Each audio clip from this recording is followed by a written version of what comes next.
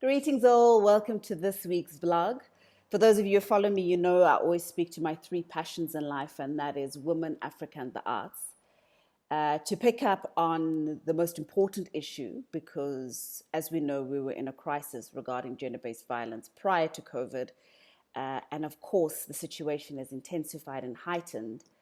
I want to reiterate that in South Africa, there are many organizations that are still operational, many organizations that are working remotely. And we also have the National Command Center, which is the Department of Social Development National Command Center, which is 0800 428 428. But I wanted to pick up on the conversation, and this came from conversations that I've had with different people online, asking questions, asking to verify certain things. And so the one main issue that has come up is, and we understand why shelters are doing this, but it also has caused a major problem. But the fact that many shelters are not accepting or not taking in new intakes without people being tested. So we understand why that is important.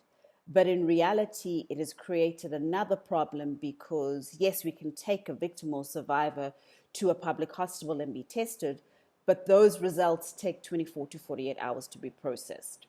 So in the interim, where does that person sleep? Because they can't go back to their perpetrator. Where do we keep them as a safe space? So that's one question I'd like to ask. And then the other point that I'd like to make, and this came up from people asking me online, is that do you have to have a police case number in place if you are then brought into a shelter or you need safety? And from my point of view and from many activists on the ground is that no, you don't. Because as we know, in many cases aren't put into the roll for various reasons. This also could be your first time that this is actually be happening. Or, the other reasons why people don't report case. So don't think that if you don't have an open or active police case number, you don't have the right to ask for help or call any of the NGOs or Department of Social Development. Then another pressing issue, and this is of course something that's very, very close to me as well, is that there are no or very few safe spaces and shelters for LGBTQI. We've known this. It's been happening prior to COVID. But we also need to push the reality that many people receive another form of violence purely based on who they are. And what I mean by that is that, for instance, trans women and trans men are often denied medical access or medical treatment at certain facilities because they're discriminated and because of homophobic and transphobic comments and people. And so that in itself is a violence in itself and a violation of the human rights. Many cases of abuse within same-sex relationships, or if it involves a person who is LGBTQI, receive another level of secondary victimization at police stations and at places where they're supposed to seek help. And so these are things that need to be highlighted. These are things that we need to talk about. But more importantly is that there are many countries and communities where homosexuality, people's human rights have been violated because of who they are, and the laws do not protect them. And so in these situations, in these cases, these marginalized people are suffering even more because they don't have access to food. They definitely don't have access to medical treatment. And then, of course, their safety is definitely compromised even more. So after this, you will see there are a number of organizations that I'm going to suggest that if you do come from that region, for instance, in Uganda, there's FARUG, which is Freedom and Rome Uganda.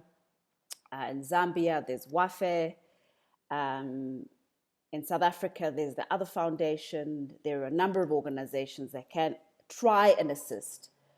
But if you do know of safe spaces or ways of where we can support our community and support our people, now is the time where we need to join our forces and be more collective and talk about it.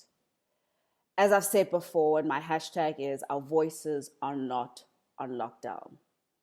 I salute all the warriors on the ground. The last week, I'm going to give a special mention to the powerhouses behind Rise Up Against Gender-Based Violence. They're a small new NGO, but literally on the ground and assisting with evacuations, as many of us don't have permits to be on the ground, but we're in our homes, using our voices where we can, but they are going in with assistance from police, evacuating people, taking them to safe spaces, and providing food, providing donations to those in needy. And so, yeah, so I salute you, and I salute the other warriors who are also doing that with food parcels, with calling out people who are being corrupt and so forth. And then those who are just, keeping the message alive and shouting out and providing that additional support, because, COVID-19, it's we don't have a plan. We don't know what exactly. Everything is undecided, but we already had a crisis prior to this, and so now we need to adapt this crisis to the other one. We cannot put it on the back burner. We cannot say, well, we'll deal with that after we found a cure for corona. No, the two are incredibly important together, because people were dying before and people were suffering before, and they're suffering even more now. And so if you are in a certain region that does have organizations or can assist with help, please just send me a message, send it through DM. But more importantly, let's continue the conversation online. I'll say it again, our voices are not on lockdown. Look out for the numbers at the end of this, look out for the links, and be safe. And whatever you're going through, know that your pain is valid. Thanks for listening, guys.